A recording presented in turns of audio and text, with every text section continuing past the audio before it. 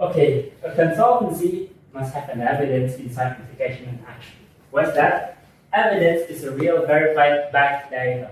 Like example, the delivery fees is increasing in a certain area by 40%. The insight we're getting, the possible outcome is our revenue is decreasing or depleted. In the implication is real. Our insight is real. Our gross margin is decreasing a lot in the cash balance of the company. And what's the action we can do? Like maybe we can contact the supplier or the local delivery platform to decrease our fee. Maybe we give them something in return that benefits both parties. And finally, we get the chart and recommendation. The chart gives a lot of visual data that easily consumable or feasible by our client.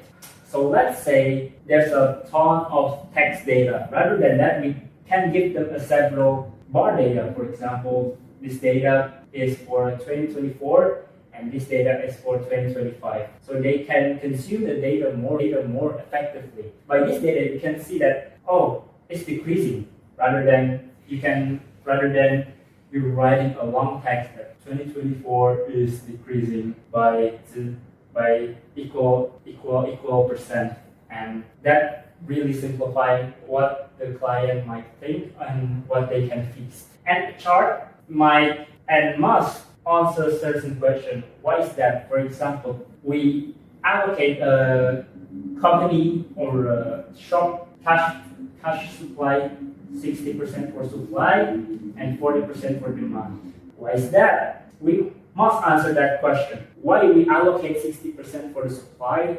Because currently we're lacking the supply and the supply price is increasing. So we have to allocate the more money for supply. Why is 40% is the demand? Currently we have less demand. We don't allocate any money for the advertising. So we have to allocate this much for the advertising because all of the remaining money must go to the supply because every price is increasing. This only for example of what we can do with the chart. This is not merely the solution we must answer. And recommendation also must answer. Why is that? How is that? Like for example, why do we have to implement the trend now? Why not later? Because maybe market share will be taken by the opponent or the competitor in our market share, like a bakery. We might have the best flavor, but if we don't apply a certain, let's say a bakery is needing, a bakery has discoverable a new shape. Let's say a triangle is a new trend.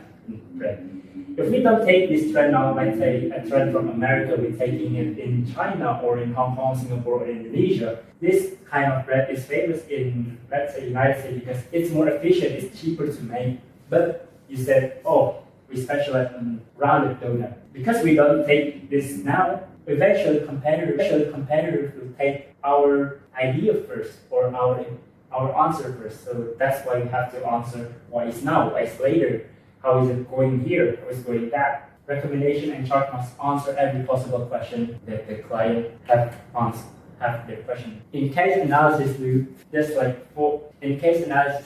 4 steps. First, we define the decision we're going to take. Second, we structure the causes. Third, we test the hypothesis we made.